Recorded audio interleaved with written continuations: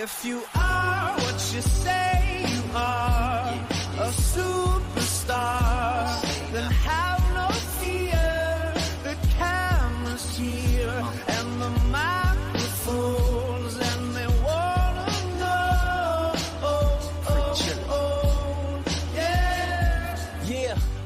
A fresh, cool young Lou trying to cash his microphone check 212. Wanna believe my own hype, but it's too untrue. Ladies and gentlemen, welcome to Talk Spicy, Riptide Media Networks. I am Coach Gene Clemens. Thank you for joining me wherever you are joining me. Rate the show, comment, agree, disagree, whatever you do, keep it spicy. 102.9 The Game app if you are listening to us every day 4 to 6 p.m. Not every day, I should say Monday through Friday, 4 to 6 p.m. Shout out to everybody on YouTube. Shout out to everybody on X, everybody on Instagram, everybody on Facebook, everybody on Twitch, and wherever you might be getting your streaming fix from listening to Talk Spicy. It's been a great week, but it is Friday, and I love Friday. As a teacher, I've just always, Friday just hits different, I believe. As we come towards the end of the school year, Friday just hits different. And I love it. I love it. Lots in the news right now. And the news today has been all about Scotty Scheffler. Like, the news today has been Scotty Scheffler and nothing else. Right? It's been all Scott Scheffler all the time. Unadulterated Scotty Scheffler. Why? Because Scotty Scheffler was arrested. And he was arrested while trying to go, to work. Stop me if you've heard this story before. Right? He was arrested while going to the second round of the PGA Championship. Right?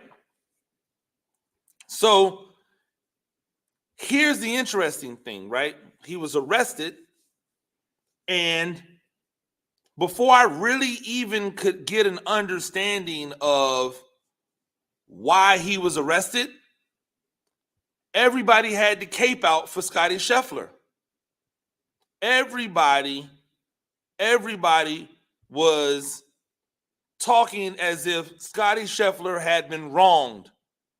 Everybody was talking as if the Louisville police, as if they had done something egregious. How dare you arrest Scotty Scheffler? Don't you know who he is? Don't you know what time it is? Don't you know what's going on right now? Scotty Scheffler, the number one golfer in the world, who's been hot as fish grease at an event that he is leading, a major, an opportunity for him to put another pelt on the wall. How dare you? All I heard was defense of Scotty Scheffler. I saw videos of the Louisville police respectfully walking him to a squad car in handcuffs. I saw police officers who were telling a reporter to back up. Hey, you got to stay over here. But nobody has images or video of what happened. Nobody has images or video of what happened, and nobody is talking about the why. So I had to start doing some digging, right? And while doing some digging, I have found this from, I believe this is Kevin Nagandi of ESPN, who was talking to Jeff Darlington, who seems to be the man on point here, right? And Nagandi, I don't know if he was talking to Jeff Darlington, but he has the clip of Jeff Darlington talking to somebody on ESPN about what happened. I want you guys to listen to this. And then I want you to just let it mull over really quick about what's going on and why I feel like it seems to be a little revisionist. I don't even know if revisionist is the right word, but I want to share with you the clip. Again, this is Jeff Darlington talking about the situation with Scotty Scheffler this morning.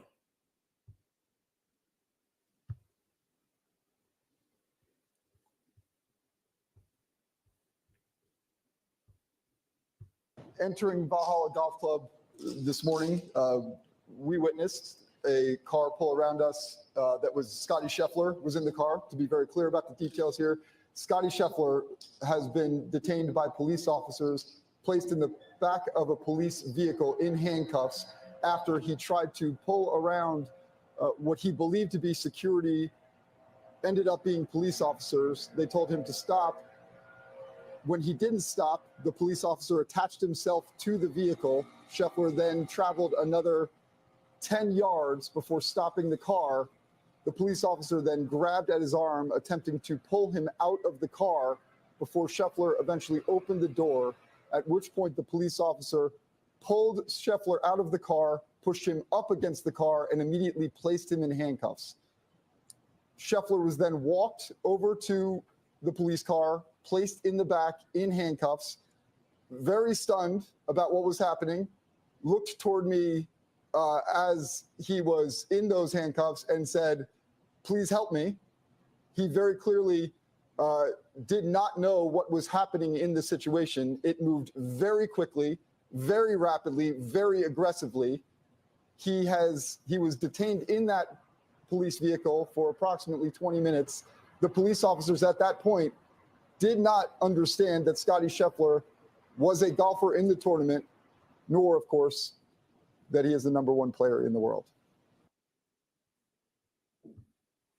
Ladies and gentlemen, I have issues with this. I have big issues with this. I want you guys to understand that I am not somebody out here that is saying, hey, police officers don't do anything wrong. I have been on record over and over and over again talking about the methods that police officers use and how I think the militarization of the police force has made a lot of trigger-happy, scared people with licenses to kill. I've talked about it. It's not political. It's just the fact. We've seen too many times where police officers in situations get it wrong. This is not one of them times, ladies and gentlemen. This is not one of those times. I want y'all to understand why I'm saying what I'm saying. I want y'all to get it. I'm going to go back to the video again because I want you to hear what he says. And this time, I'm going to stop it in places, right? And explain to you what would happen if I was the person driving that car. Entering Valhalla Golf Club this morning, we witnessed a car pull around us that was Scotty Scheffler was in the car. To be very clear about the details here, Scotty Scheffler has been detained by police officers, placed in the back of a police vehicle in handcuffs after he tried to pull around what he believed to be security, ended up being police officers. They told him to stop. Anybody hear that? Everybody was stopped, right? Everybody was stopped. Scotty Scheffler decided, I don't want to stop.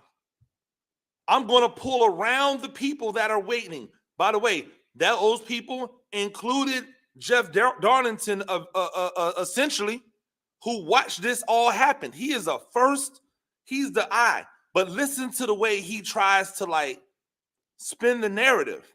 he started with the fact that this man was being detained and put in the back, right?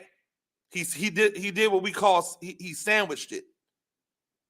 Because the real details are in the middle, but he sandwiched it by the arrest, right? He says Scheffler tried to go around what he believed was a security detail. How does Jeff Darlington know what Scotty Scheffler believes? How does Jeff Darlington know what Scotty Scheffler believes? Did he hear Scotty Scheffler go, oh, hey, security detail, I'm Scott Scheffler. I'm gonna go around because I got to get ready for my round.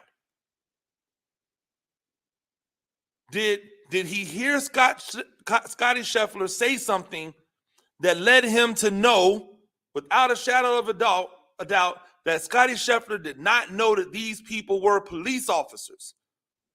What did he think the lights were? What did he think the lights were? But it says he went around. They told him to stop. They gave him a direction to stop.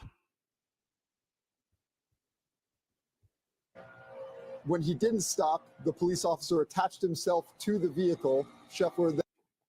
When he did not stop, he was told to stop. When he did not stop, the police officer attached himself to the vehicle. What does that mean, Jeff Darlington? What does attach himself to the vehicle mean? What was the police officer supposed to do? Was the police officer supposed to just continue to allow this person that he is not identified to just continue to go along after he told him explicitly to stop? Again, this is what we know. Jeff Darlington must have heard the police officer tell Scotty Scheffler to stop. And Scotty Scheffler did not stop. Jeff Darlington knew that these were police officers, yet Scotty Scheffler didn't know. According to Jeff Darlington, Scotty Scheffler didn't know that these were police officers. So Darlington is smart enough to figure out this is the PO, this is 12, this is one time, but Scotty Scheffler's not smart enough to figure it out. And when they told him to stop, instead of just stopping, he continued to drive on. Then the police officer attached himself. That's so vague. I don't know what that means. Attached himself to the car. Did he have like a magnet? Did he grab hold of the car so that the car couldn't drive away without him on it? He put his life in danger in order to... Let's keep going. To the vehicle. Scheffler then traveled another 10 yards before stopping the car. The police officer then grabbed at his arm, attempting to pull him out of the car. So the police officer is now attached to the car. Scotty Scheffler is still trying to drive the car with a police officer, or at the very least, right? At the very least, a Valhalla security guard that is trying to do his job, right? If we want to give him all the benefits of all the doubt, right? If we want to give him every benefit possible, we can do that. We're going to say Scotty Scheffler didn't know this was a police officer. Scotty Scheffler thought this was security. So he thought that this behavior was okay because he's only just, I can keep driving and blow past this security guy. I can keep driving with this security guy clearly trying to get me to stop. Don't forget, ladies and gentlemen, that there was an incident this morning at that place that had the police presence there. Right? There was already an incident So now awareness is heightened. They're trying to get Scotty Scheffler to stop because I'm pretty sure they don't know who he is. Outside of Tiger Woods, Rory McIlroy, and Phil Mickelson, how many golfers would you be able to identify if they were just in the supermarket hanging out? Right?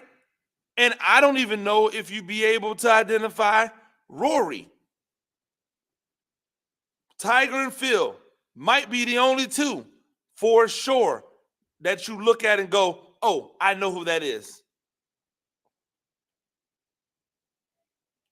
So these, let's just say they're not police officers. Let's just call them security guards. This security guard is trying to stop this unidentified man in a car going somewhere that they have asked him not to go. He attaches himself to the car, and this man just continues to drive for another 10 yards. Darlington was very specific with how far, right? 10 yards. You've seen football. You know how far 10 yards is, right? It's far enough that if you have somebody attached to your car, you drove with the person on your car. Before Scheffler eventually opened the door, at which point the police officer pulled Scheffler out of the car, pushed him up against the car, and immediately placed him in handcuffs. Yo, let me tell y'all how this goes if this is me in the car. If I am Scotty Scheffler and I drive around a stopped area by police and they tell me to stop and I refuse to stop, weapons are getting drawn. If they then attach themselves to the car, right? If they then attach themselves to the car and I continue to drive, guess what? I'm probably getting shot. When I stop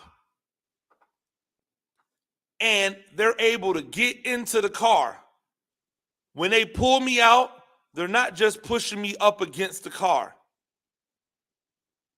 with no weapons drawn. They are slamming me on the ground, knee on back, hand on head, pushing my face into the ground, handcuffing me with weapons drawn. How do I know that? Because I have had weapons drawn at me and I have done nothing. I have had police officers, several of them, pull me over and without provocation, without me doing anything to deserve the treatment, all have weapons drawn, ready to go. Routine traffic stop.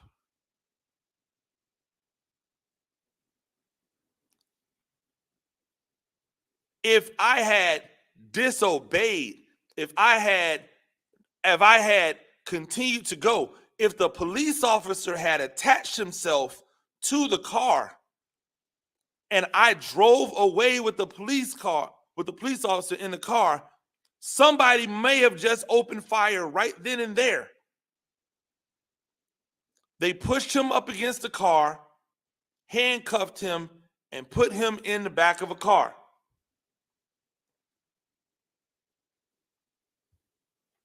Let's continue though. Scheffler was then walked over to the police car, placed in the back in handcuffs, very stunned about what was happening. He was walked over. He wasn't drug over. He wasn't manhandled over. I'm watching we're looking at the videos. We've seen Darlington's video where he's trying to follow him. There's no manhandling going on. Respectfully, without weapons drawn, they are walking him over to the car. looked toward me as he was in those handcuffs and said, "Please help me." Here comes the victimization.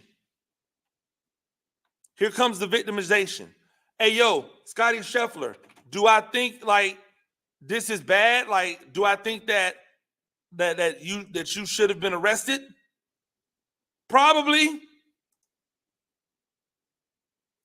Probably. You disobeyed, even if you didn't know. How do the police know that you don't know? And once they've attached themselves to your car and you decide that you're going to keep driving with them attached to your car, you're going to jail. I don't understand why people are out here acting as if the Louisville police were wrong.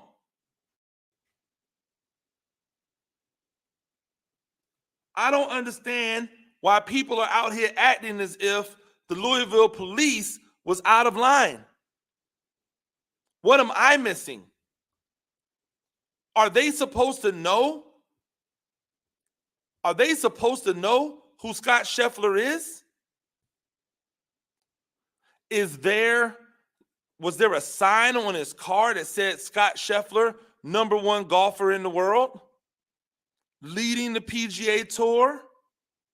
I'm confused at why it matters who this person is, right? But that's not it. Let's listen to how Darlington finishes the description. He very clearly did not know what was happening in the situation. It moved very quickly, very rapidly, very aggressively. He was detained in that police vehicle. It moved very quickly, very rapidly, very aggressively. What other way is there to be when somebody is breaking the rules? If I'm in school as a teacher, right, and I'm on the corner and I'm directing the students to go certain ways, right? If I see a student coming towards me looking as if they are going to go the wrong way, and I'm telling that student to stop. Hey, stop, go that way. They're not listening. Hey, stop, go that way. They're not listening. I slide in front of the student. Hey, stop, you got to go that way. And they just run right through me. Like they just run and go by me. Then I grab them, right? Because they just ran me over. I grab them and they take their earbuds out and go, hey, yo, I didn't hear you. That doesn't matter. You felt me. You saw me. Right? Like, what's this level of confusion that Scotty Scheffler has that Jeff Darlington doesn't have? Darlington seems to be very clear in what he knows. Scott Scheffler, help me. Help you what? Go to jail, bond out because you're a millionaire, and then go back. They're going to hold it for you. That's cool. Then go back and shoot your round. Vehicle for approximately 20 minutes. The police officers at that point did not understand that Scotty Scheffler was a golfer in the tournament, nor, of course, that he is the #1 player in the world. So they did their job. They did not give Scotty Scheffler preferential treatment because of who he was. Isn't that what we asked for? Isn't that what we asked for is equality? I think it's hilarious. How many people, it's hilarious. It's also sad. How many people are coming to the aid of Scotty Scheffler because he was arrested for breaking the rules? Because he was arrested for breaking the rules.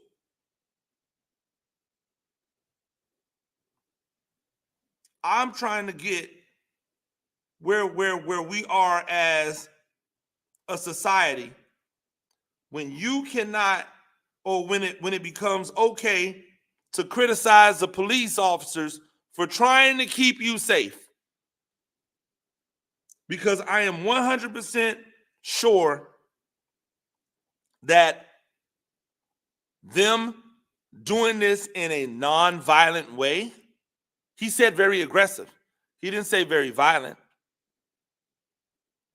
This would not have gone this way if that was me in the car. How do you know that? How can you say that, Gene? You've never, because I have been in a car, and every single time that I have been pulled over, I can tell you has been a lot more aggressive than what Jeff Darlington has described.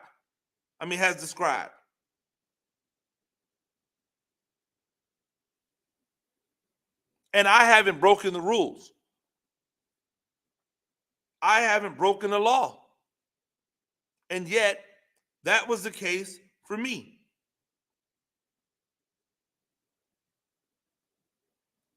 So if that's the case for me, right? Scotty Scheffler should be lucky. Scotty Scheffler should be happy that it didn't go worse than what it did. He's already bonded out. Did y'all hear what I'm saying? He's already out. He bonded out because I'm assuming that by the time he got down to the police, somebody was already there ready to bond him out. I doubt if he spent more than the time it took him to go through the process. He essentially did a walkthrough. I guarantee you. But I want y'all to hear these. I want y'all to hear these charges. 2nd-degree assault of a police officer, 3rd-degree criminal mischief, reckless driving, disregarding traffic signals from an officer directing traffic. I'm not even here for the first one, right? 2nd-degree assault of a police officer or 3rd-degree criminal mischief. Get those out of there. I want you to answer me a question. Was his driving reckless? Absolutely. If somebody attaches himself to your car, don't drive away. Especially if it's security or it's a police officer. Disregarding a traffic signal from an officer directing traffic. Did he or did he not do that? Then what are we talking about? What are we talking about? We're not even talking about like the assault, because they did him essentially like they do a lot of people when they arrest them. Let's try to figure out all of the charges that make sense, trump it up, make it look good.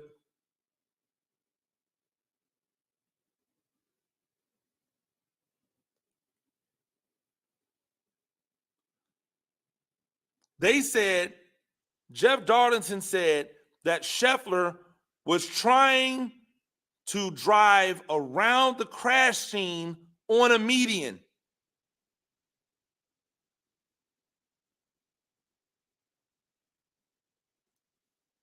He says that he went 10 to 20 yards towards the entrance.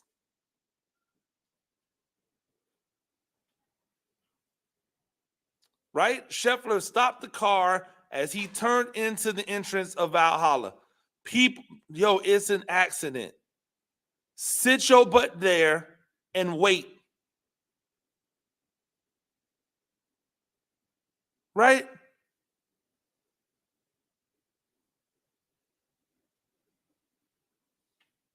I think it's really interesting. And I want to see how this is. I want to hear from the accountability police. I want to hear from all of the people who would normally say, when the athlete doesn't look like Scott Scheffler, when the athlete doesn't play golf, when the athlete's not the #1 golfer in the world, right? I want to hear the accountability police come out. I'm waiting to hear from you guys, from you girls, from you men, from you women. who are the ones who always come out and go, and you say stuff like this. Well, if he had just followed the rules, none of this would have happened. Well, why didn't he just do what the police officers told him to do? If he would have did exactly what the police told him to do, none of this happens. If he didn't break the law, then this wouldn't happen. I want to hear that same stuff that you say when innocent people get pulled over and killed because police officers are too hasty or too antsy or too scared, too afraid. I want to hear you say the same stuff when people are killed. I want you to say that same stuff to Scott Scheffler, who essentially got slapped on the wrist. Didn't even affect his round today. Maybe mentally it did. Maybe he was a little frazzled, but he was still able to continue on. He was still able to go. A little pow-pow. That's it. A little at right. That's it. I want y'all to have the same energy that you would have when an innocent man is shot in his car, right, by a police officer who had a gun drawn, even though this man never had a weapon, and his wife and his kids in the back, and y'all say, well, why didn't he just obey? I want y'all to have the same energy when the young man tried to pull away from the police officer on the traffic stop, and they pulled out the guns and immediately started shooting up the car. I want you to have the same energy for Scott Scheffler, because in my opinion, when I see this, I go, oh my gosh, this could have been so much worse. There's already an accident. Stop. Look. Wait. What are you in a hurry for? You don't think they're going to understand at Valhalla if the number one golfer in the world is late because there's a traffic accident outside of Valhalla?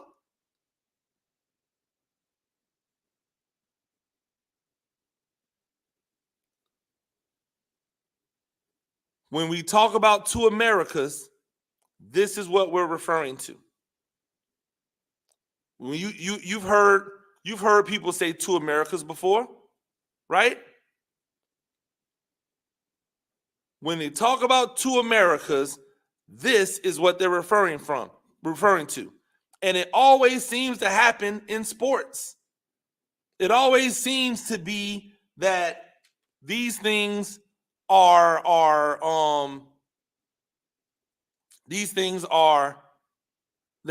rear its ugly head in the sports landscape where we are allowed to talk about it. Stay tuned. When I come back, I'll be joined by Whit Lesure of British Academy for our weekly Zebra Stripes podcast. You're not going to want to miss it. This is Talk Spicy on the Riptide Media Network. Adopt US Kids presents What to Expect When You're Expecting. A teenager. Learning the lingo. Today I'm going to help parents translate teen slang. Now, when a teen says something is on fleek, it's exactly like saying, that's rad. It simply means that something is awesome or cool. Another one is totes. It's exactly like saying, totally, just shorter. As in, I totes love going to the mall with Becca. Another word you might hear is jelly. Jelly is a shorter, better way to say jealous. As in, Chloe, I am like so jelly of your unicorn phone case. You don't have to speak teen to be a perfect parent. Thousands of teens in foster care will think you're, rad just the same. To learn more, visit adoptuskids.org. A public service announcement brought to you by the U.S. Department of Health and Human Services, Adopt U.S. Kids, and the Ad Council. This is the story of a very special woman. In a matter of seconds, she turned herself into a great mathematician or an entrepreneur.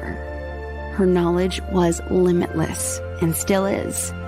She could also make monsters disappear, especially those that lurked in the shadows under the bed.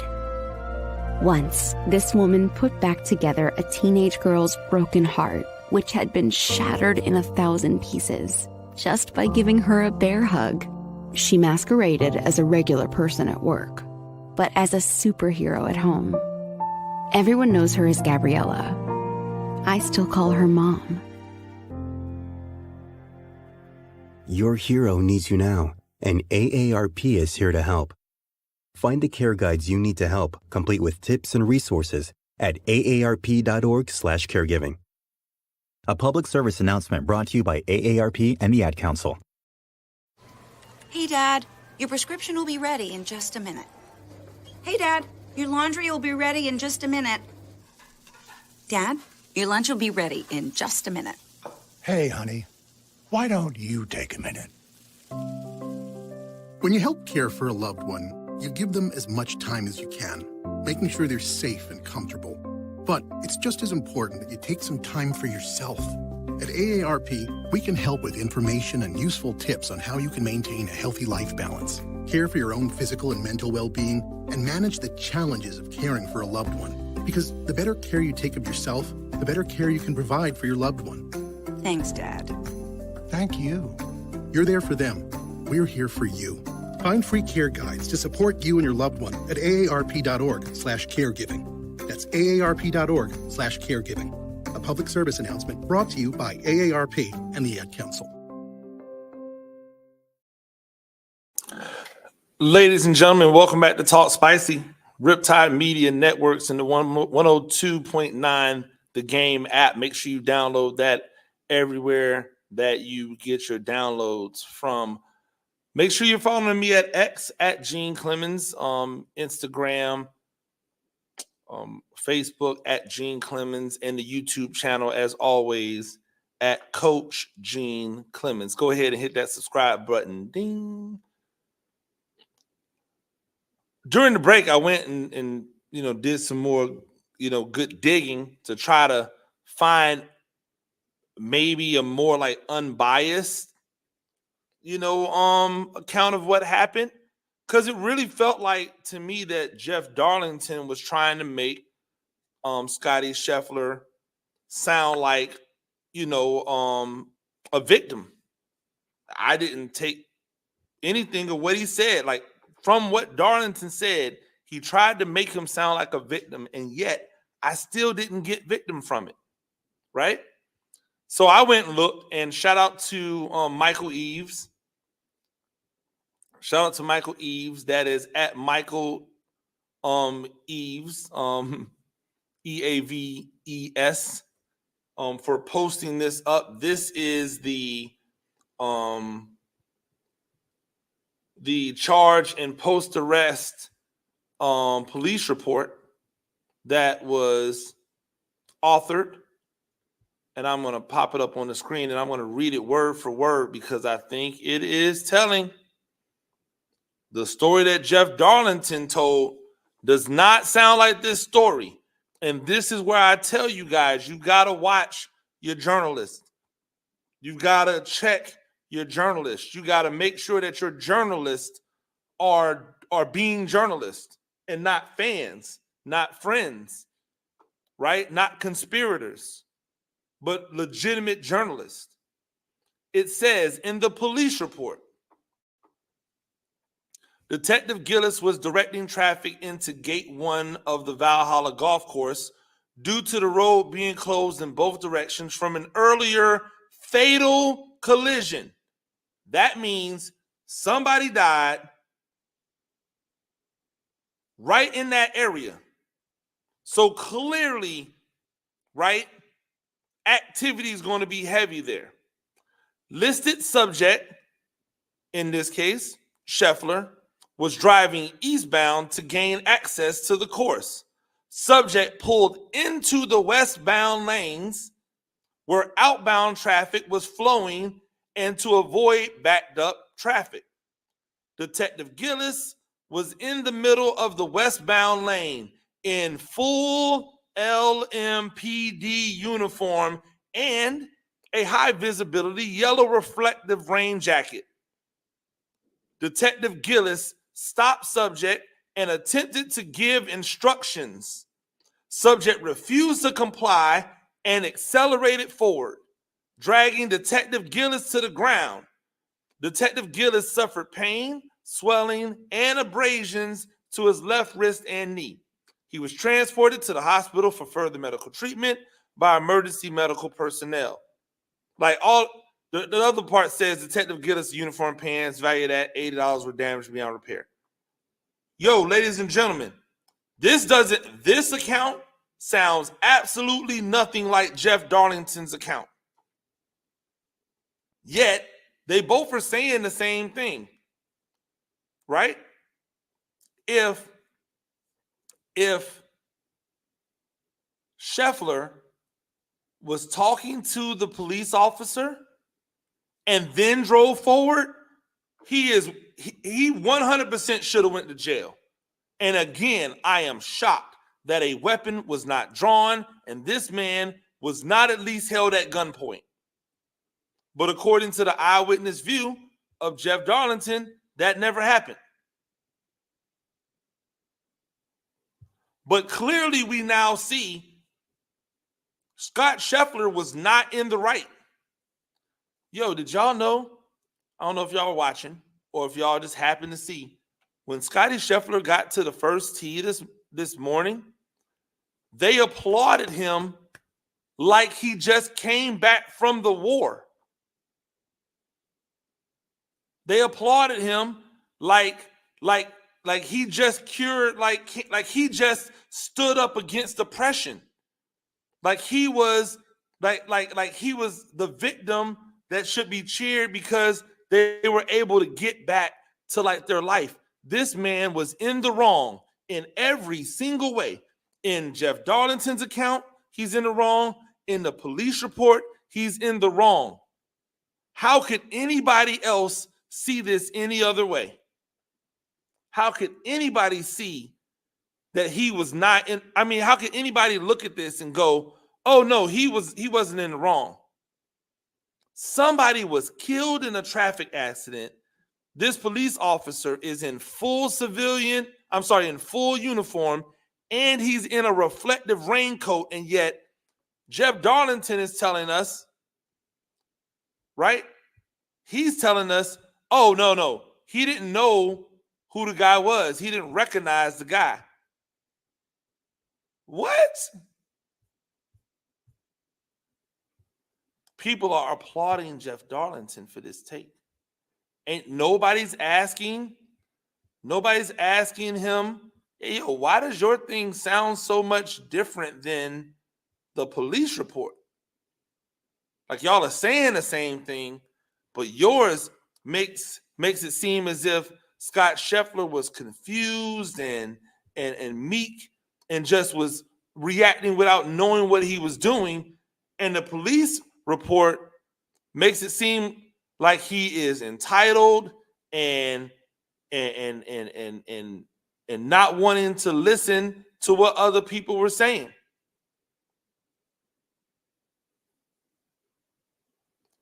Not wanting to comply because it's going to inconvenience him. That's what it sounds like from the police report.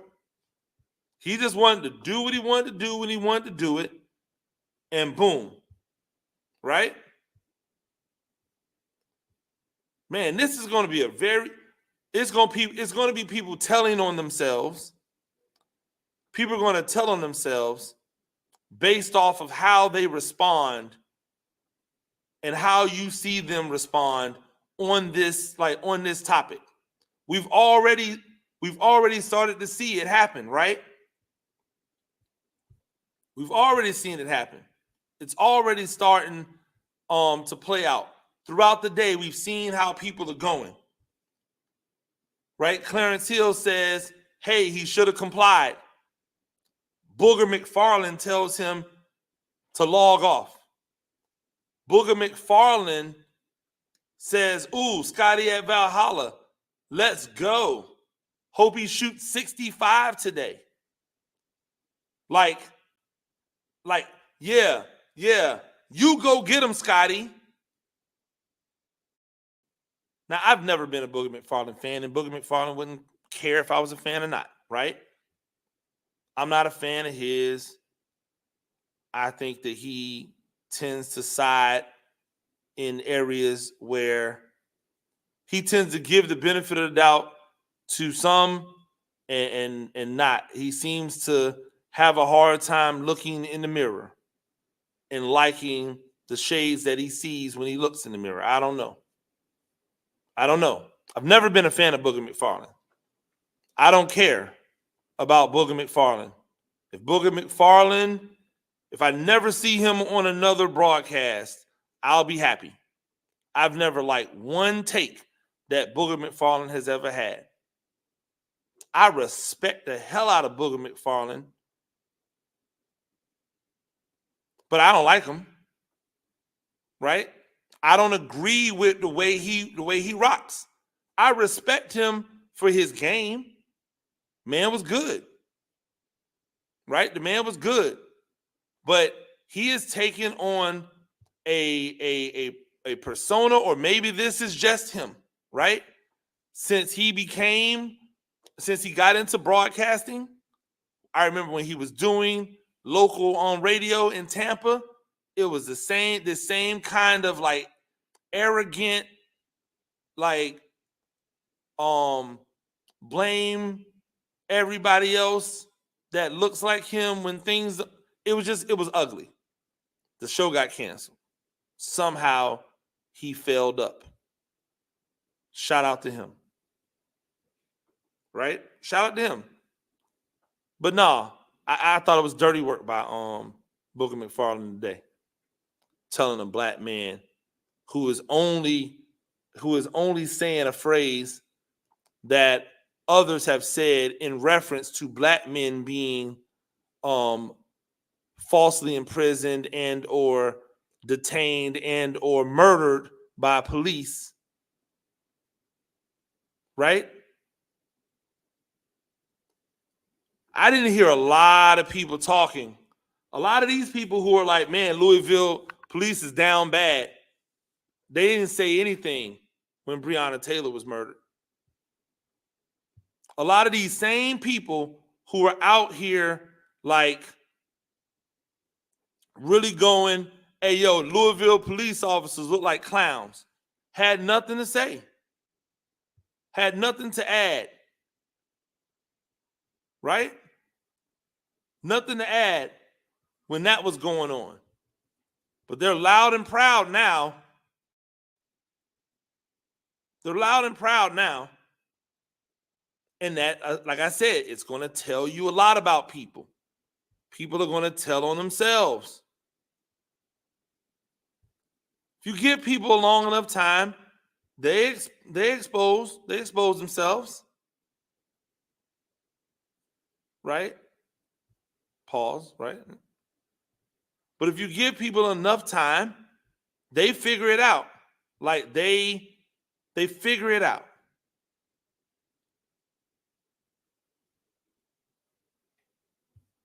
I think it's interesting when you look at it, right?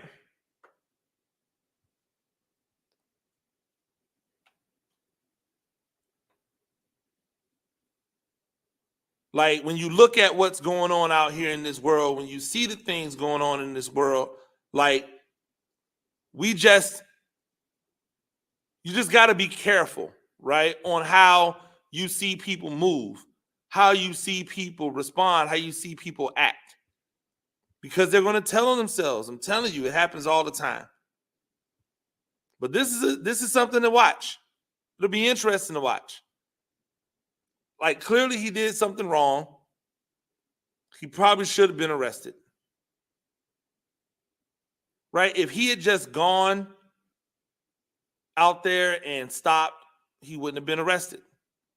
He got arrested because he decided, yo, no, I'm going to keep going.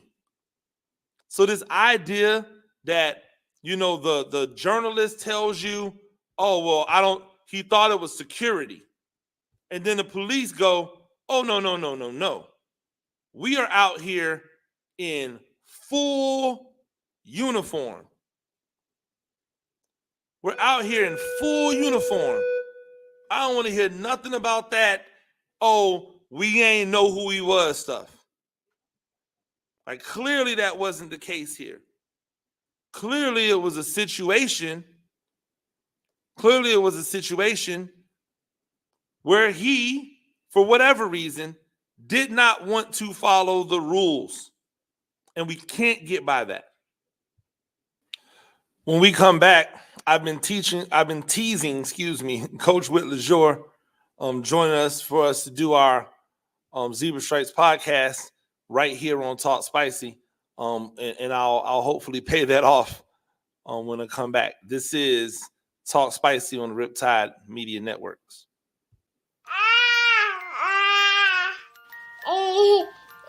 To some people, the sound of a baby babbling doesn't mean much. But that's not necessarily true. By 6 months, they're combining vowels and consonants. By 9 months, they're trying out different kinds of sounds. And by 12 months, their babbling is beginning to take on some meaning.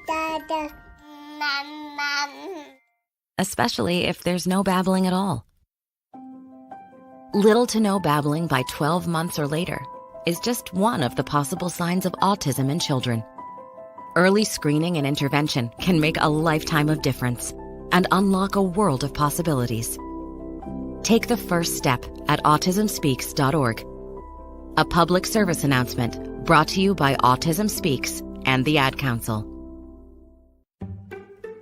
The following is made possible by Dad. Why was the basketball court all wet? Because the players kept dribbling all over it. The dad joke. Corny, grown-worthy, but also one of the simplest ways to share a moment with your kids. Why do you have to be careful when it's raining cats and dogs? Because you might step in a poodle. And kids that spend more time with their dads grow up to be smarter, more successful. Can I tell you a cat joke? Just kidding. And with any luck, funnier adults. Why didn't the skeleton go to the dance? Because he didn't have any body to go with. Dad jokes rule. So take a moment to make a moment and give your kid a laugh. It's as easy as going to fatherhood.gov. Brought to you by the U.S. Department of Health and Human Services and the Ad Council. That's really funny. Okay, men, this is your time. Maybe you didn't choose this, but you're here now. You're gonna go out there and be an all-star caregiver. It's up to you. So what are you gonna do? You're gonna go grocery shopping, cook, clean, be there emotionally and physically. You gotta dig deeper. Drive them to physical therapy, doctor's appointments. Don't you forget about the pharmacy. No, you won't. Because that's what caregivers do. Don't give up. Don't ever give up. This is your time to show the world, your family, and yourself that you're tougher than tough. Now go out there and be the best caregiver this world has ever seen. Caregiving is tougher than tough. Find the care guides you need at aarp.org/caregiving. A public service announcement brought to you by AARP and the Ad Council. Ladies and gentlemen, welcome back. As promised, Zebra Stripes podcast. I am Coach Gene Clemens, joined right now by Coach Whit Lesure. I had teased it in the last two segments, and he is here. Coach Whit, how are you doing? I'm doing great. I mean, it's 70 degrees for like the third day in a row, and it looks like next week. So weather has seemingly flipped here in New England. I mean, it's an unbelievable day. That's good. I'm on Talk Spicy concurrently with Zebra Stripes. So like, that's unbelievable. Like the last time on Spicy, I felt like it spiced me up. And then you kind of got after me a little bit by telling me not to be grumpy man. So like, I hopefully am not going to be grumpy face grumpy face old guy. I'm going to be spicy young old guy. That's what I like to tell my players. I'm a cool, hip, young old guy. But I like it. I like it. So school just finished for you guys, right? Like about a week or so ago. Yep. How was the end of the school year for you? The end of the year was good. I mean, it's always kind of a bittersweet thing because I mean, sometimes you just love to see these guys go. I mean, let's face the facts there.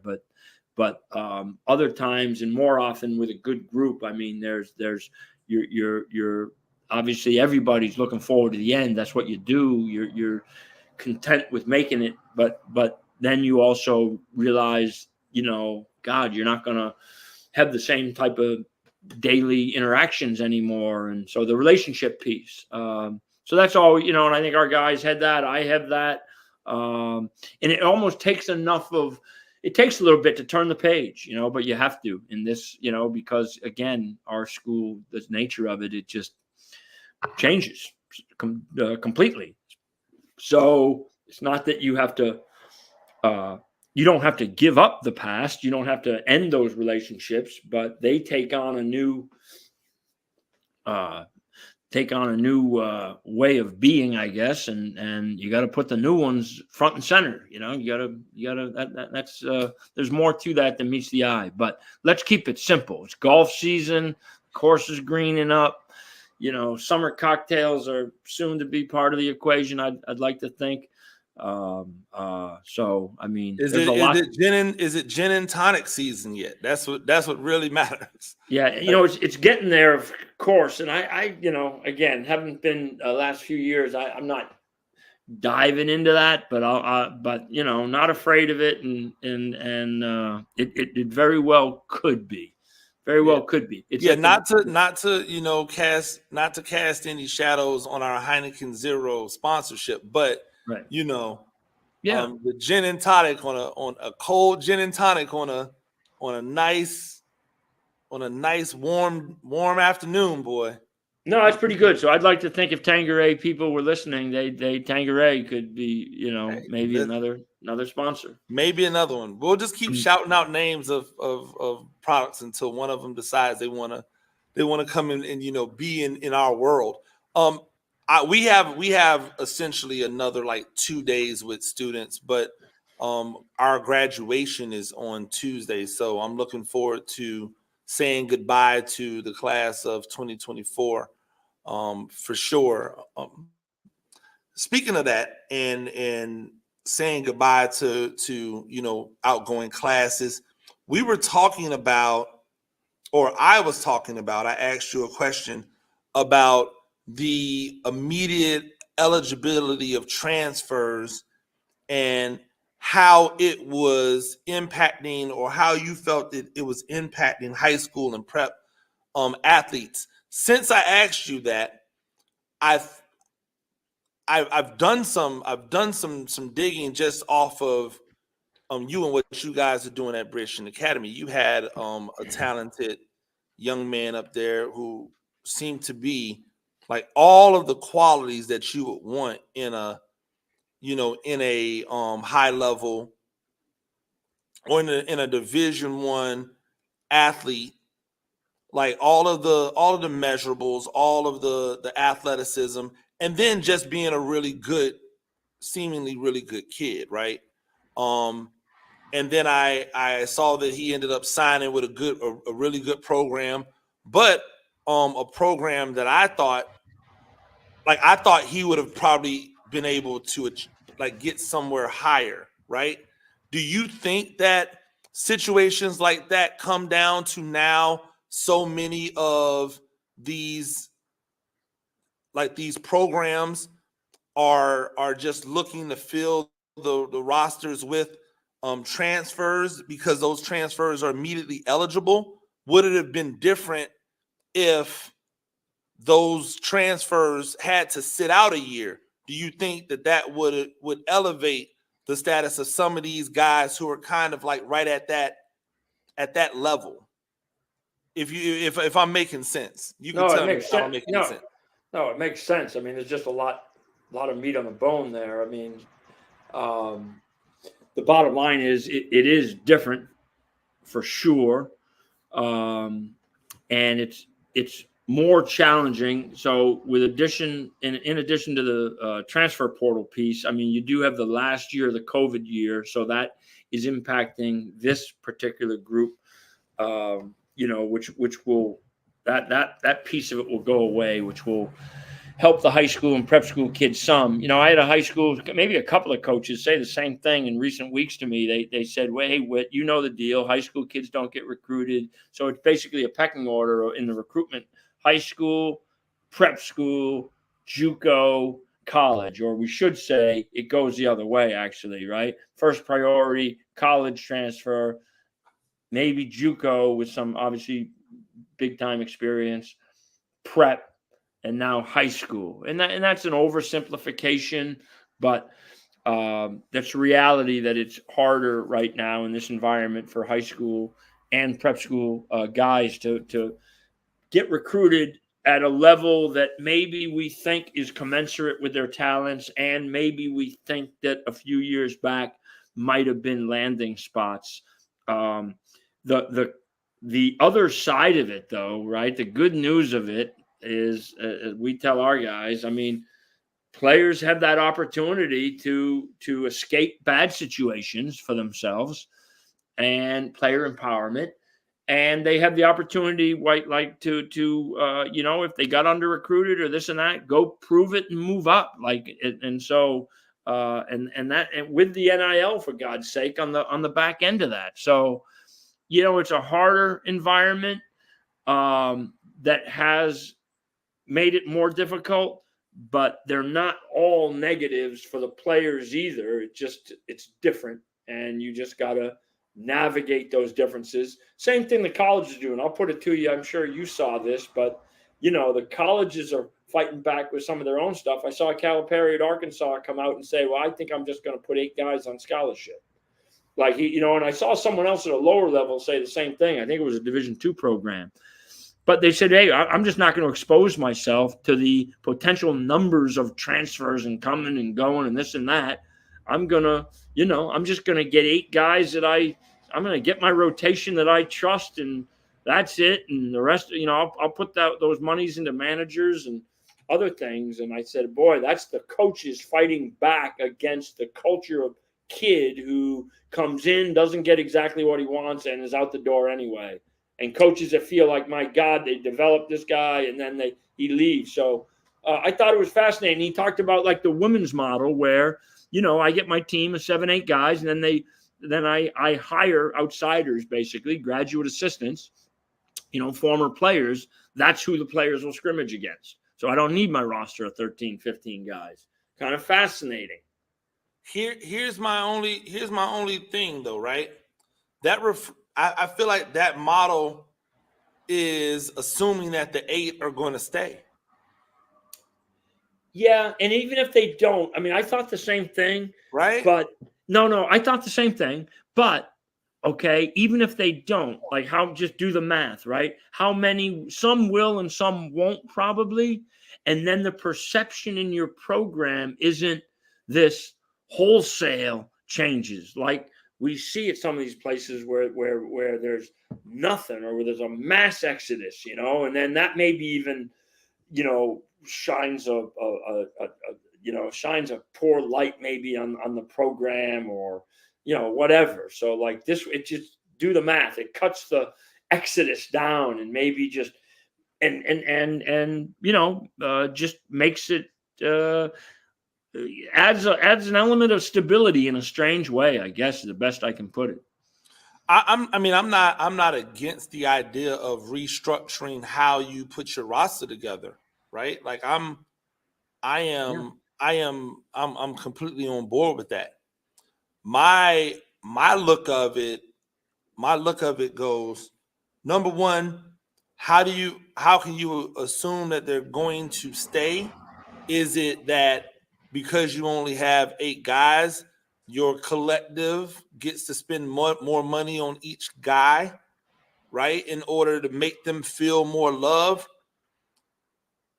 But I'm looking at this because I believe that the players now, like your high school and prep school players, they have to be smarter now in how they choose, how they make their initial choice. Maybe the play isn't to try to go to the elite level school first, because that's the school you're going to have to wait to play at. Maybe the play is to go somewhere where you're going to hit the court, or you're going to hit the field immediately. You're going to be able to put good film together, and then in a year, 2 years, you just, okay, now I'm going to attack there. We had a young man who was at our school who was the best football player in the area. He started as a corner. He shut down every wide receiver in every game that we played in. He also started at wide receiver, and he killed almost everybody. And that's what poor to quarterback play, right? When all the measurables, 6'3", jumps out the gym, like super athletic. When all was said and done, he ends up going to Valdosta State. No shame in going to the Valdosta State, but he is a legitimate Division I guy at a Division II school. He stays there for 2 years, hits the portal. Now he's going to go to Georgia State, right? So maybe the model is, hey, XYZ player, like the player I was referring to earlier, that you had that just signed to go somewhere. If that opportunity now comes to him and he can hit the court immediately and be impactful immediately, now he can reposition himself to go and possibly attack a higher level school in a year, 2 years, whatever. Like you're talking about, the ability to be able to move on his own. But like, maybe it's just these kids have to now understand, like, unless I am the 1% of the 1% immediately, I'm going to go to this college to not play. That's not going to be beneficial, to me, in order for me to get where I want to go. I need to go somewhere where I'm going to be able to get on the playing surface and play right now. No, I think you're right. I think it can take some pressure off that decision and mindset that many have about just getting to the highest level, period. And, all of that. It can take some heat off that, and realize that there's potential opportunity and even benefit at navigating it a different way, and that, I always call that betting on yourself a little bit. I'm interested though in the idea that your Calipari would say, I'll put 8 on the team, and then I'll just go out and get guys to, play against, because like with a women's team, they're getting guys who play basketball, who are not like, maybe not basketball, like on the basketball team, but they're clearly guys that, play basketball to play against the women. You are getting the bump, right? What would you do? What would be your way of facilitating that look squad to get a high enough level of player to make it worthwhile? Well, I'll give you exactly what it is. And again, you got to keep in mind something, right? That Calipari, and he's not alone in this, right? But he's a master salesman, and he is a ahead of the curve type guy, which I think more and more coaches in today's world are. That's why I'm not even sure there's such a thing as being ahead of well, there is, but I mean, being ahead of the curve looks a little different. It used to be, if you knew how to operate Twitter, you might have been ahead of the curve. But so my point is, I think some of this, it's my first reaction was, oh, he made one and done a thing, and he kind of made it his thing. And then someone like even Coach K adopted it for a while, right? Like, oh God, this one and done thing. We can't just let him rule the marketplace of future NBA players are one and done. So now he's going a completely flies in the face of this mass chaos, right? I'm just going to take 8 and I'm going to play guys. So now to your question, or to your point, and question, right? I think what I would do, and I have no idea what he would do, what he's going to do. I'm going to look for guys on the back end of their professional career that, obviously some that maybe played for me along the way, or played for other coaching friends. So guys that are on the back end of their pro careers that want to stay in the game and get into coaching, are still playing. Take a look at my assistant Paris Horn at 35, right? I'm going to take the pool of money available, both scholarship money I'm saving by not giving out the full complement of 13, NIL collective money. God knows what the rules are with that. Coaching staff money. So I'm just going to put together my pool of money, and I'm going to pay these older, very good players that want to stay in the game. And they're going to be what you're talking about. They ain't going to be some stiffs. That's not going to be, our practice squad that we're used to seeing with a bunch of walk-ons that can't play. To your point about, that's why the women bring in the guys and get this bump. No, he's going to – that's what I kind of expect to see. And I think it's kind of, if right, I mean, that's kind of fascinating. That's the way I would see it. No, it's completely fascinating. That's why I'm asking, because it's like how do you approach it? Like, do you find because then the other thought process could be, hey, XYZ guy who just finished college, but doesn't want to go to Italy or France or Afghanistan to try to play basketball.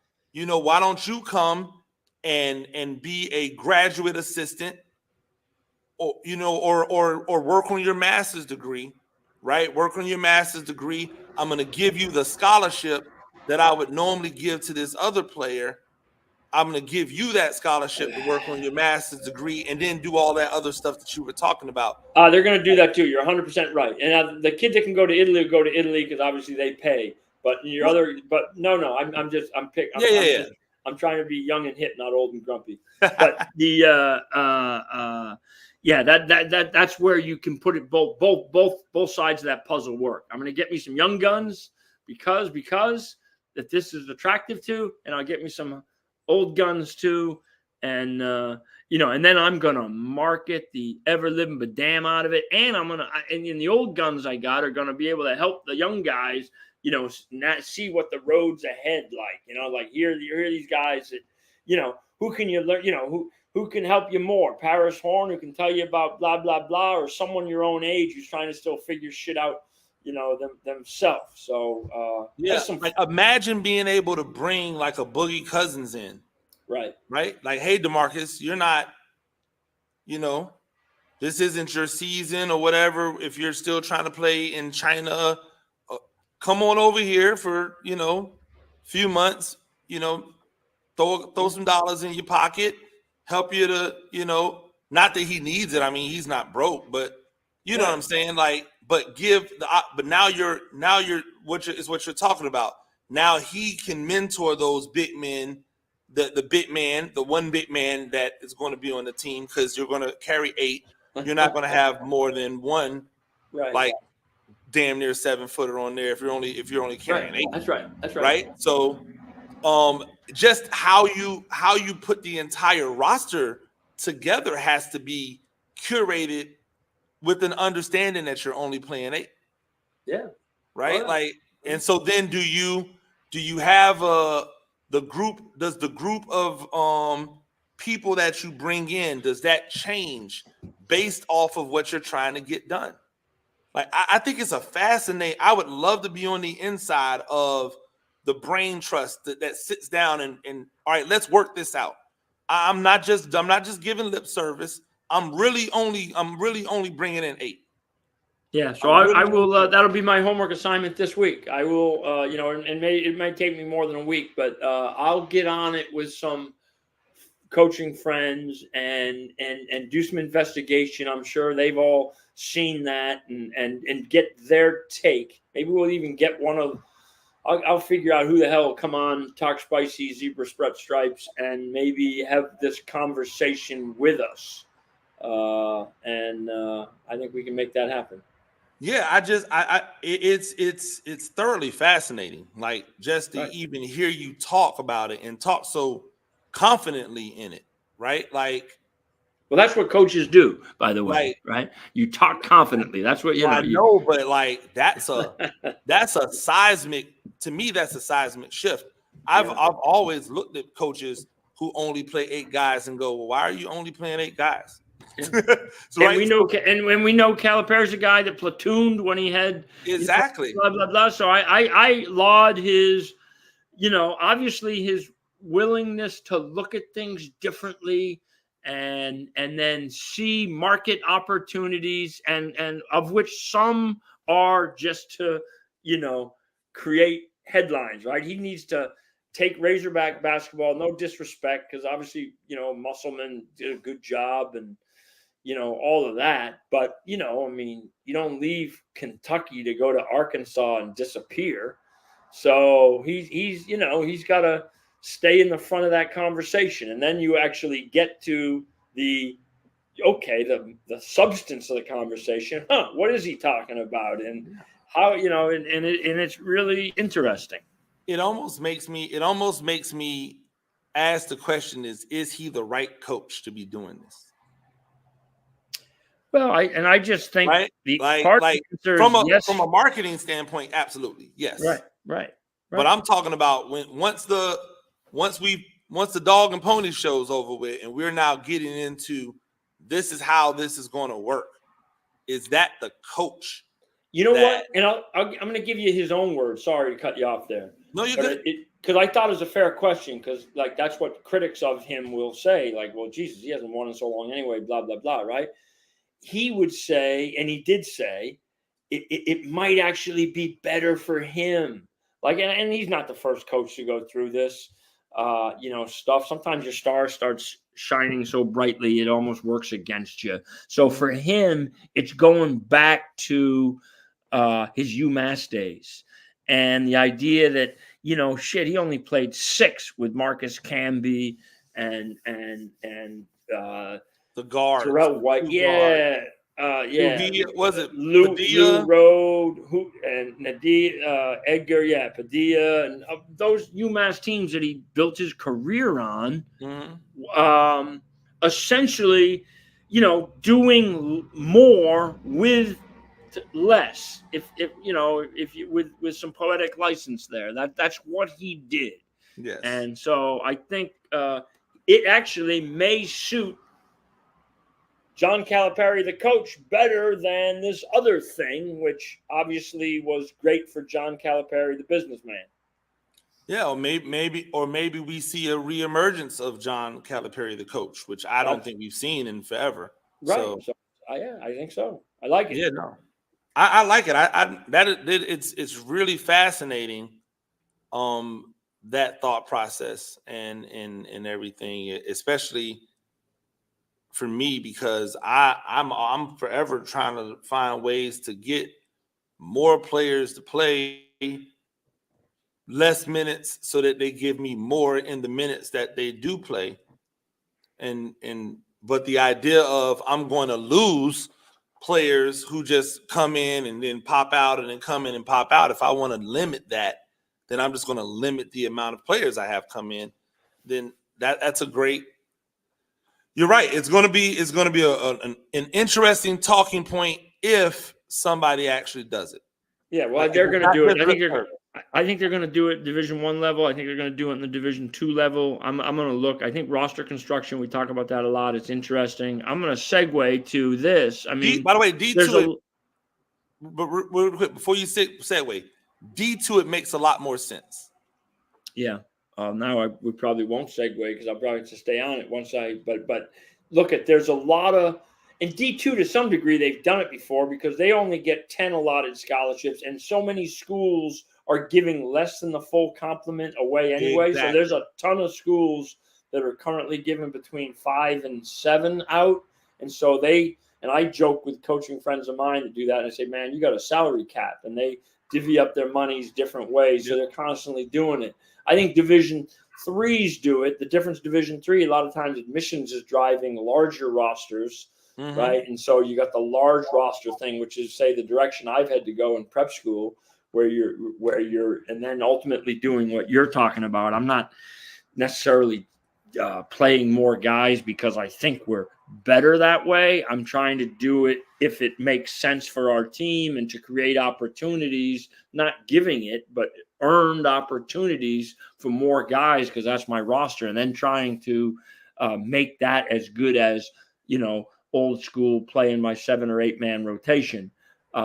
Again, what I was starting to say is the Knicks, right? I've never seen a team look so tired in one game, look so fresh the next. So for a tired, beaten up Knicks team coming off game 4, getting shellacked, to then go home in game 5 and look so fresh. I mean, to win, no surprise, but and obviously because their roster, their lineup in the NBA, they're just, you're so used to second units and all of that.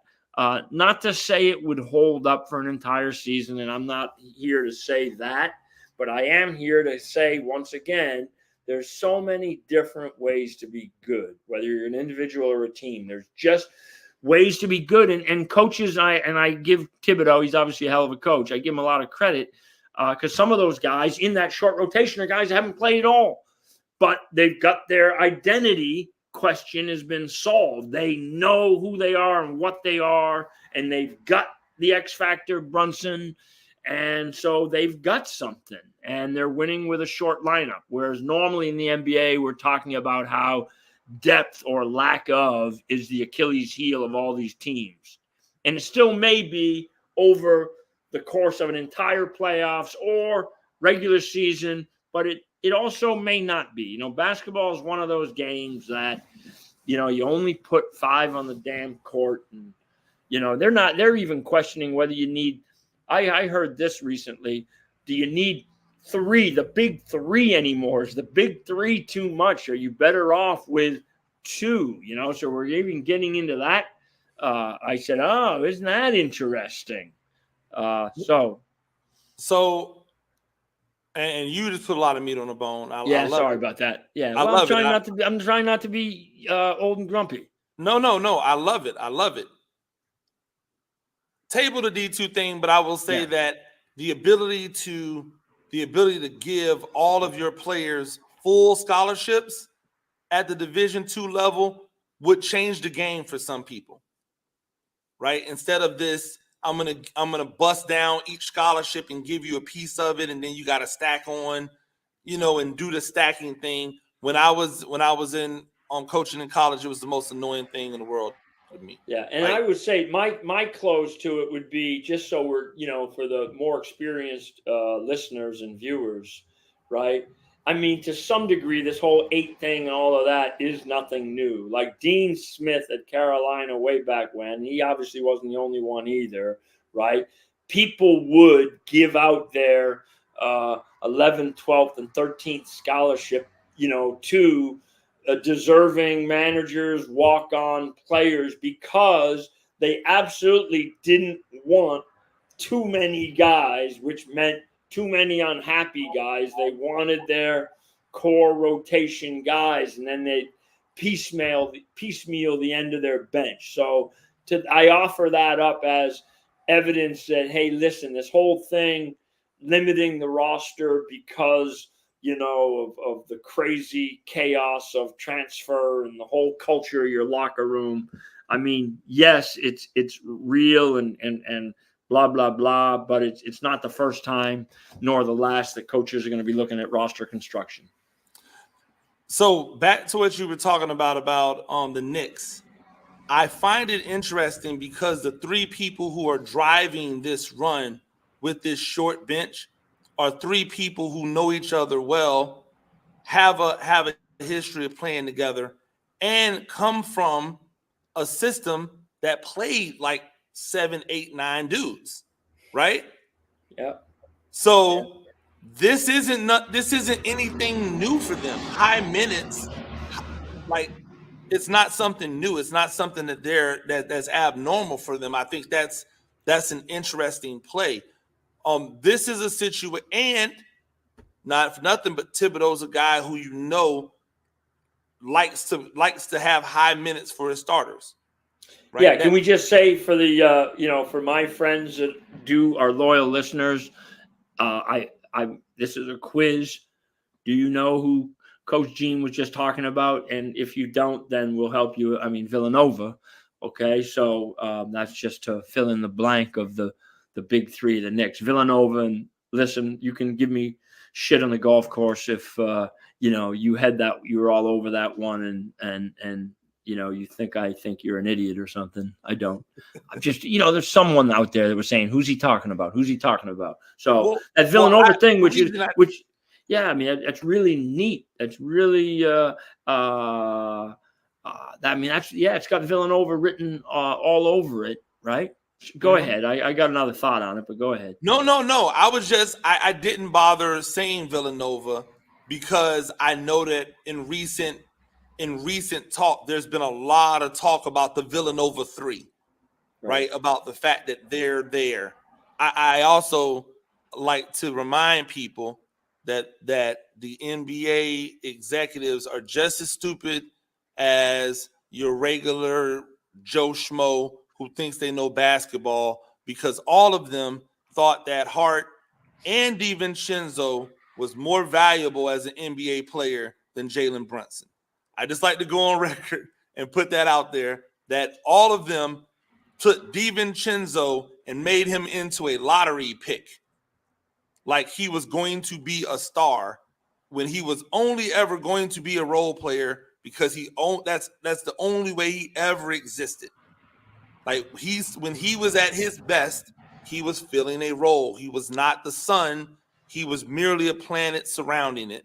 And Jalen Brunson, for the entirety of his life, has always been the sun. Yeah, but unfortunately, with people who thought that he was, like a mini sun, like a freaking, sun in another, like not our sun, but like maybe a sun in another galaxy or something. A smaller sun, a less powerful sun. Yes. And they were wrong. They were wrong. Obviously, which clearly is great. Wrong.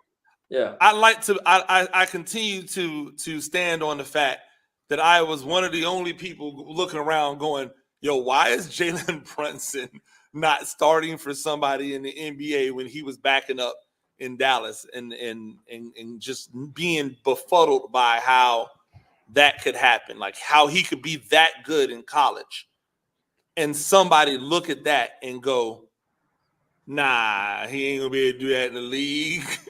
Right? Like two reactions. Yeah, sorry. No, go ahead. No, you're right.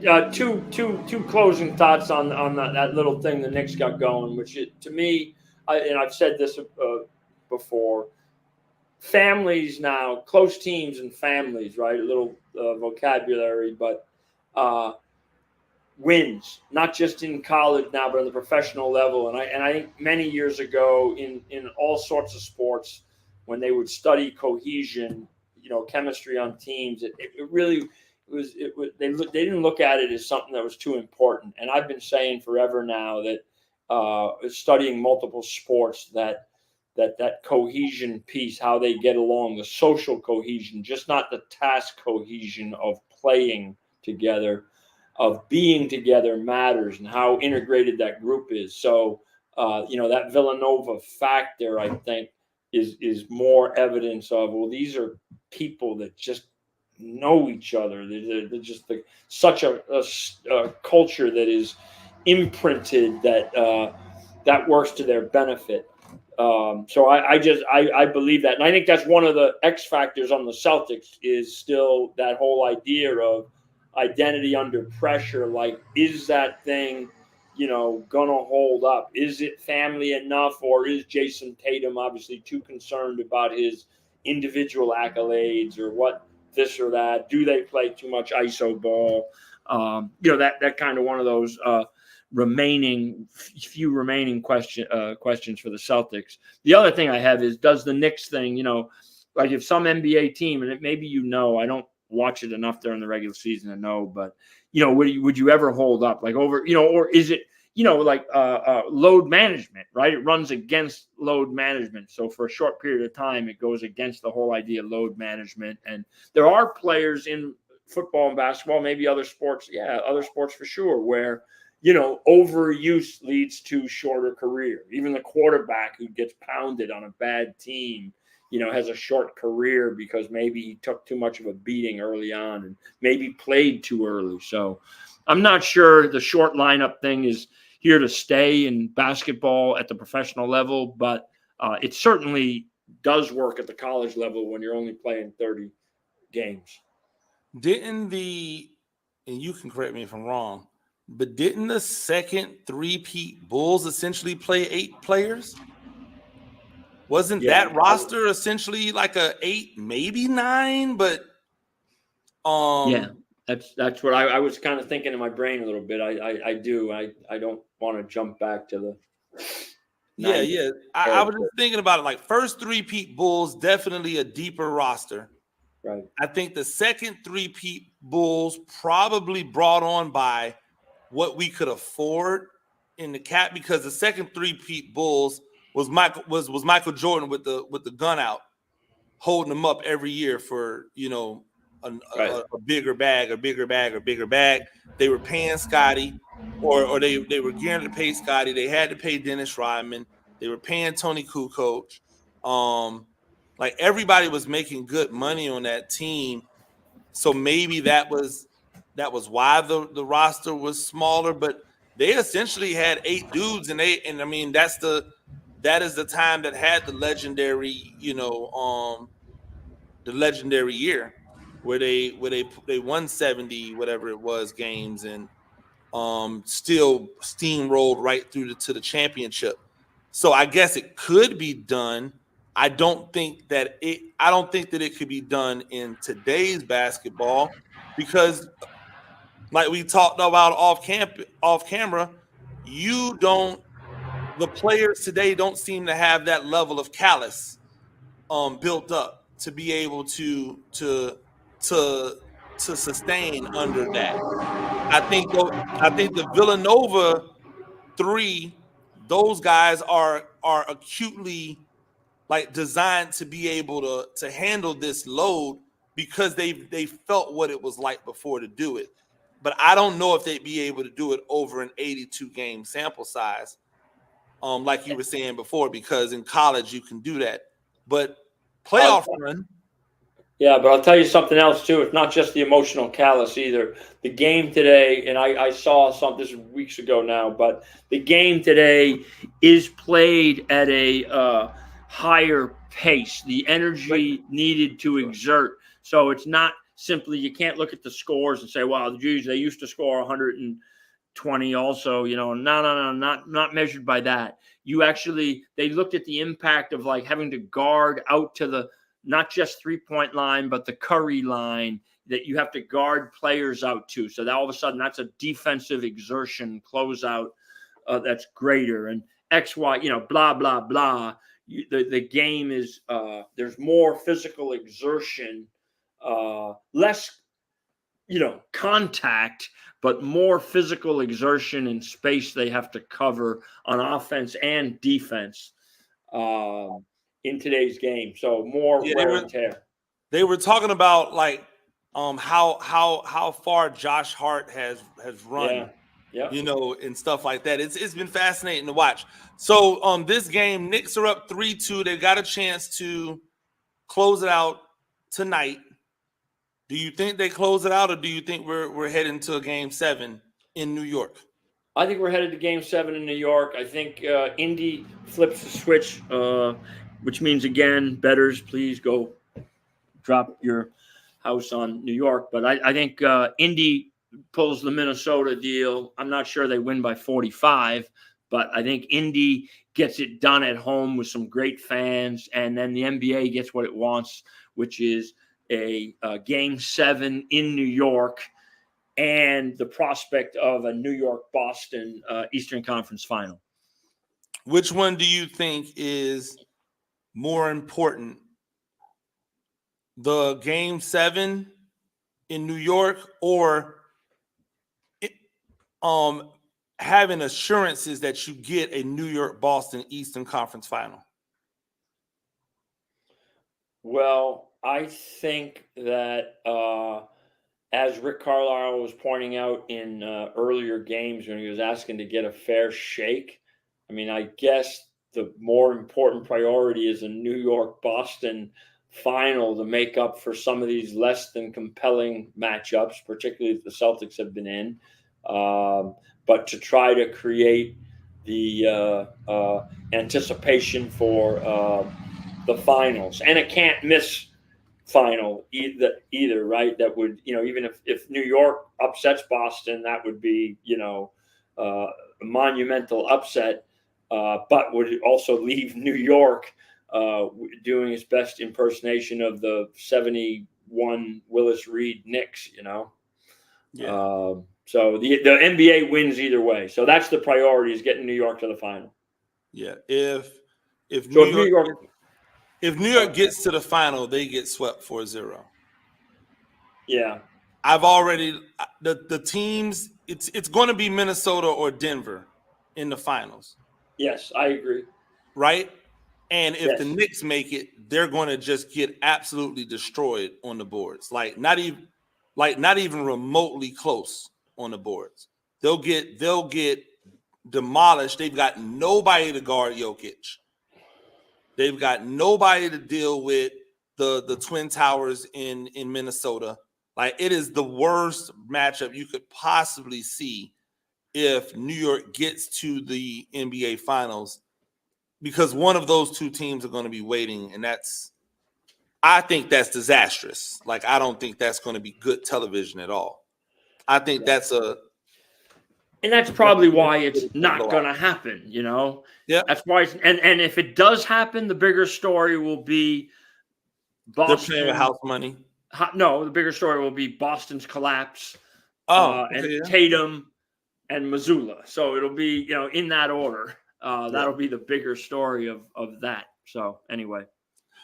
Speaking of Boston's collapse, I'm interested to know how you, quintessential Boston Celtics fan, is feeling, because after every loss in the playoffs, which there's only been 2, you have hit me with a text of going, "This is what I'm talking about. This is why. This is what they need to do." And then Boston gets them out of there. Like, it never fails. Boston loses a game in this playoffs. The Whit Lesure morning text. This is the stuff, and this is why, and identity and not knowing, and then 4-1 Boston. Yeah, so I mean, they've played inferior teams. That's what's getting the airplay on the major media outlets.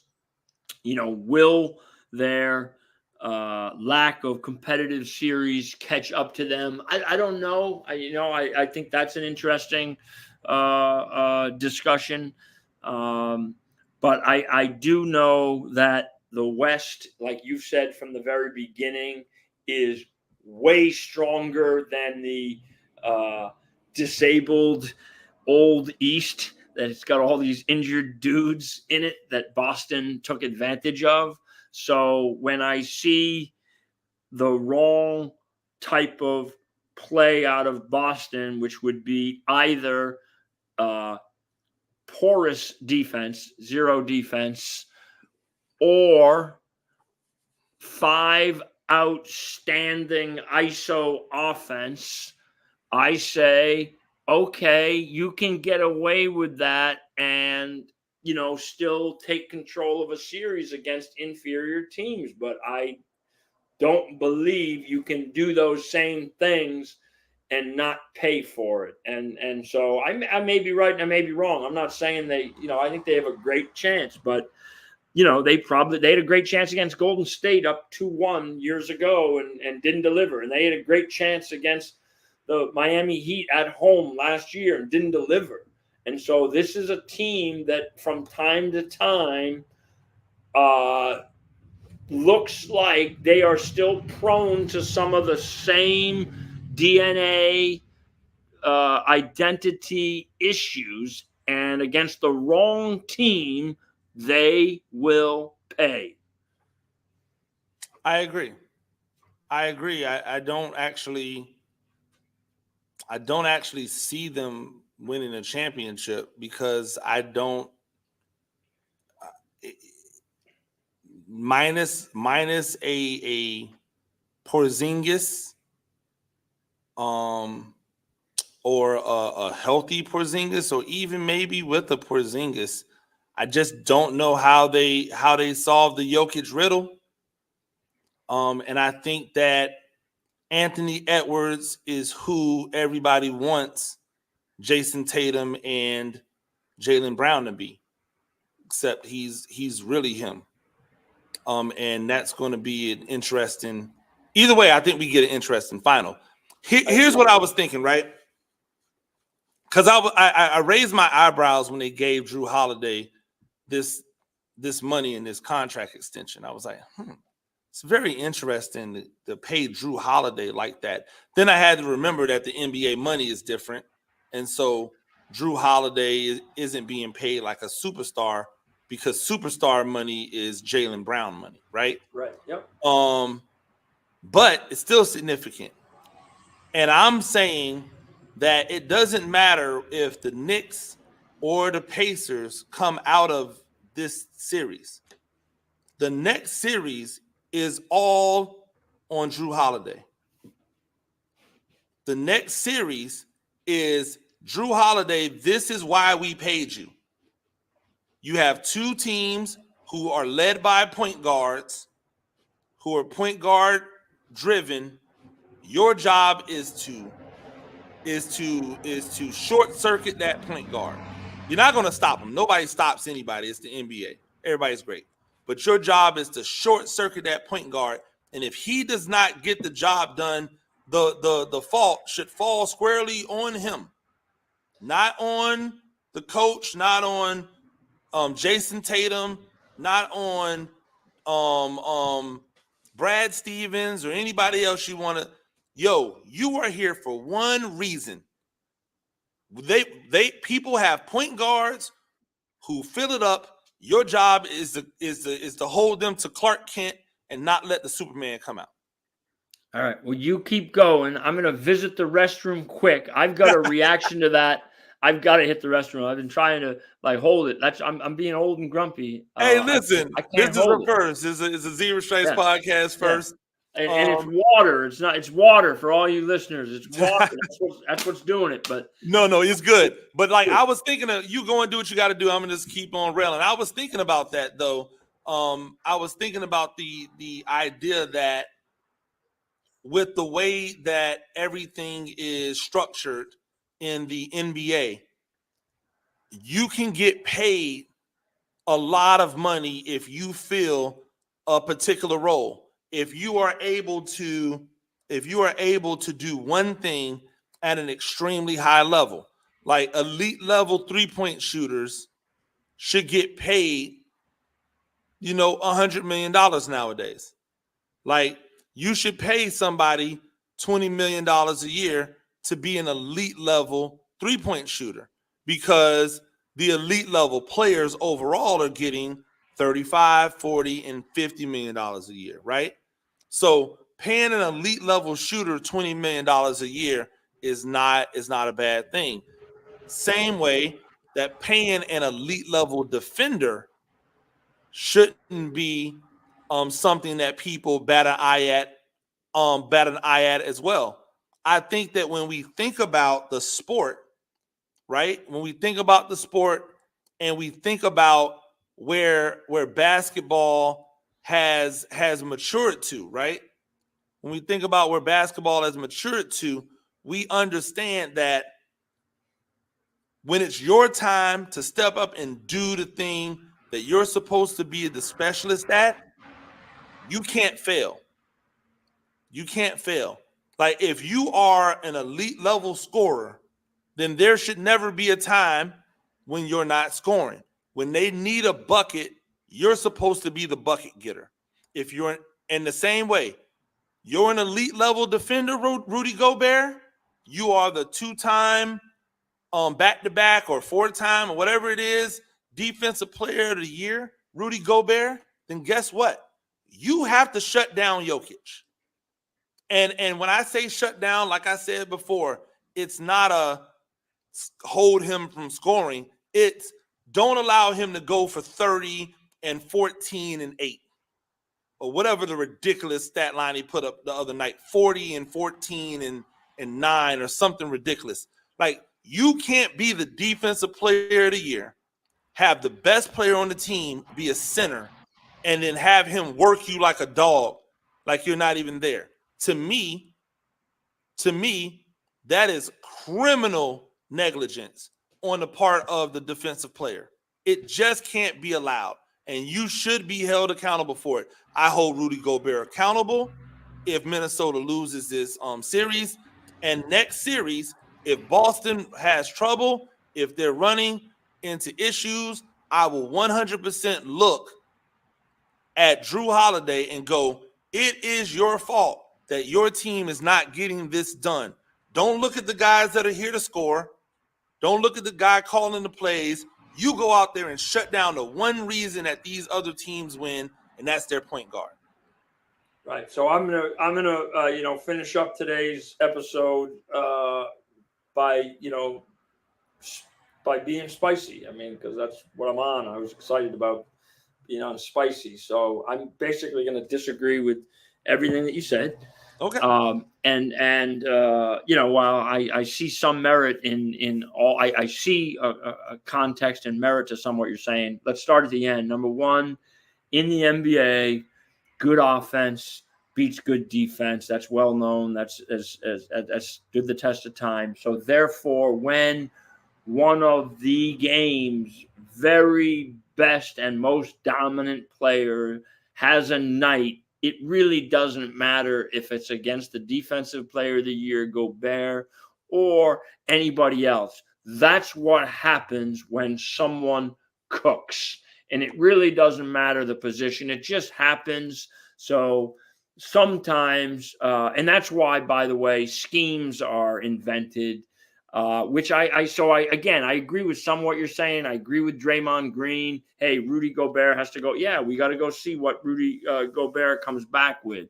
But at the end of the day, good offense beats good defense. And that's the difference between the pro game and the game at lower levels. So that's number one. Number two, I'm stealing Ryan Scalabrini's stuff. Boston's been on a rant with this, but look, at the NBA game is played through your superstars. So when the Boston Celtics fail, if they fail, either in the next series or beyond, it's going to fall on their superstars, period. The team plays through Tatum and Brown.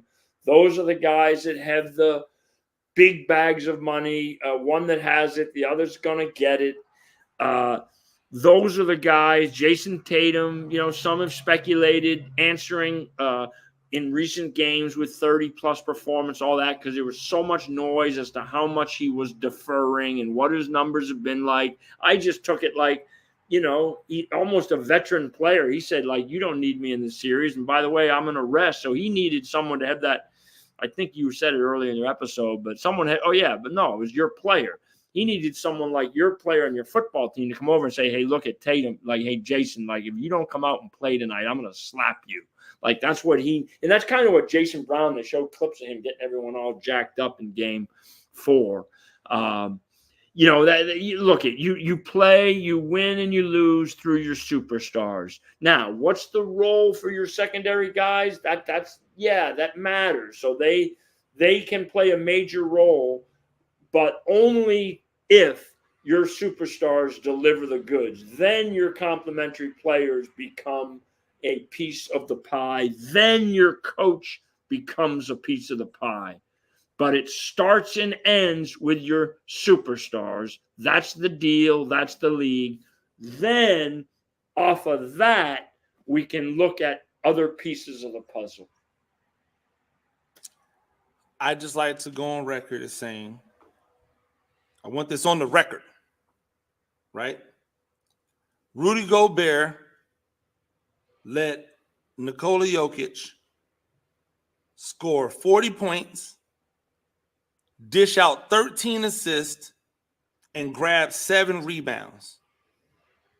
I like Whit, that there is no amount of cooking that's going on that's going to allow you to account for almost 80 points all by yourself if the defensive player of the year is guarding you. Yeah, you know what I think? I think the Denver Nuggets allowed that. That's what I think. And Rudy Gobert is a part of it, but the numbers you're talking about, that takes a team, because let's look at this, right? 40 points, and I know they guarded pretty individually in that game, okay? So, therefore, wait a second. If Rudy Gobert is getting brutalized on on individual isolation basketball, okay, if he's getting brutalized, then it stands to reason that Jokic shouldn't have, what number of assists did you say? 13, 7, 10, how many? Okay, well, that shouldn't happen, because the other guys are theoretically guarding their guys because they're not coming down to help, or they're not double teaming, or they're not doing it. So wait a second, that number isn't on Rudy Gobert. Silence. 40 points. That number is 40 is a number based, right? That's what all these teams have to decide. Like, do you try to stop Jokic with double teams? But he's a hell of a pet. Do you not double team him? Like, he puts you in a box. We all know that. You gotta, so I'm not gonna tell you I got the answer, but I'm not gonna get outraged by 40 points. Any of these guys can score 40 points. Anthony Edwards can score 40 points. Jason Tatum can score 40 points. Jalen Brunson can score 40 points. They all can score 40 points. Nikola Jokic last game, 22, 2 assists, 9 rebounds. That's what Rudy Gobert needs to do. Like, that's what you need to do. That's what the Denver Nuggets. That's what the Minnesota Timberwolves need to do. The Minnesota Timberwolves couldn't do that without Rudy Gobert. And Rudy Gobert can't do it without the rest of the cast. It's a team game. I guess so. I guess so. I think it's a team. Yeah, because I think it's the new NBA. I just think it. I know to a fault. On one hand, I'm saying I'm being a little hypocritical. You're not calling me on it, because I'm saying the game is played through your stars. So if Gobert's a defensive star, then he's got to put up more resistance. And I get that. So but the reality is, this isn't your grandfather's NBA. This isn't just the individual stand around, take a shot, make a move NBA. This is a highly schemed up, right, NBA, sophisticated basketball, highest level. And so therefore, it's incumbent that we take into account more than simply the two people involved in any particular action. That's fair. But when the defensive specialist happens to be the position that directly guards the star, you have to give them they have to take blame, or else what are we doing? Yeah. So I'm sure, you know what? And so I have a feeling Gobert has accepted his responsibility. We're going to see just how much in game 7, baby. Yeah. So we're going to see it. One more chance. Here we go. That's my point about Drew Holiday. That's all. When it comes down to it, what do you always say? What do you say? the difference. Like you're talking about the five out ISO ball offense, but you don't really care about that. What you really care about is, are they D'ing up? Are they D'ing? Give me the defense. Oh, here's the deep, right? That's what you care about. Yes. That starts with Drew Holiday. Yeah, and you may be right. I'm going to say it starts with, like, I thought the other night, for instance, it started with Al Horford. Just to, go into that game. I told my wife watching it, the easiest thing to say, right? He played a game for the ages, but his urgency, his level of activity as measured by your eye test and numbers. You watched him. I said, he was the one that set the example. That is why they brought in Drew Holiday, because he does have a chip. And so, okay, to some extent, I think you're right. I just think it starts with someone. But Jaylen Brown has said it starts with him. I think Jaylen Brown has said, I am going to guard. I'm going to try to be that guy too. So I think the Celtics are kind of a funny team, good team, but a funny team. So I think they can take their lead from multiple places, and I think they have taken their lead from multiple places. That's why one of the reasons they're good. Derek White offensively early Miami series. Drew Holiday now suddenly opening up his offensive game now that White is struggling a little bit. Obviously, Tatum and Brown, Porzingis we've talked about ad nauseum. So, I think the Celtics are someone has to accept that responsibility. That's where I might differ with you. If you want to give it to Drew Holiday, I that's fair. I think it could be Al Horford, for God's sake. I think it could be one of the superstars. I think it could be. I'm gonna pray for Al Horford if they roll Al Horford out there to guard Jokic, Nikola Jokic. Yeah, me too. I'm gonna pray for Al Horford. Me too, because he is going to bully Al Horford. That's when I might say that's when I would turn the equation back to offense, right? To your point, that's when I would say, okay, you're not going to stop the Nuggets because we know that Murray and Jokic are capable, so your Celtics are going to have to scheme up. We're going to have to see what they do. Okay, whatever they do, hope for the best. Now your offense has to be hard to guard on the other end so that the other team is expending energy and you're being efficient and all the things that go into good offense. So that's when I would turn the conversation when we finally get there to the other side of the ball for the Celtics. Absolutely. When you're better than someone, you just look at guys, let's go out, play hard, play defense, don't give this team a chance and just don't give them any life, blah, blah, blah. That's what you do when you're better than someone. When you're up against equal or better, hey, guess what? You got to play all phases of the game. You got to scheme it up. You got to make it happen. Ladies and gentlemen, thank you once again. Zebra Stripes podcast on Talk Spicy together. Coach Whit, anything before we get up out of here? No, I just feel about 15 years younger today. Glad to be not present as old and grumpy. And, I think just a beautiful day here in the Northeast golf to on go. The horizon? Say that? Is there golf on the horizon? Oh, I think so. It's just I just got to fit it in. My wife just put power washing outside on my horizon. I got to take my 94-year-old mom to for a doctor checkup here this afternoon. That's looming on the horizon. Golf is going to take a back seat if I know what's good for me. Yeah, you don't want it to, but you correct. You may have to dive on the sword for this. 65 years young, I've learned a thing or two. Well, we always appreciate you, and hopefully you get a chance to get out on the course. If not today, then early tomorrow. That's a given. Thank you. That's a given. Absolutely. Ladies and gentlemen, thank you again for joining me. Zebra Stripes podcast and Talk Spicy. I'm Coach Gene Clemens, Riptide Media Network. Until next time, peace.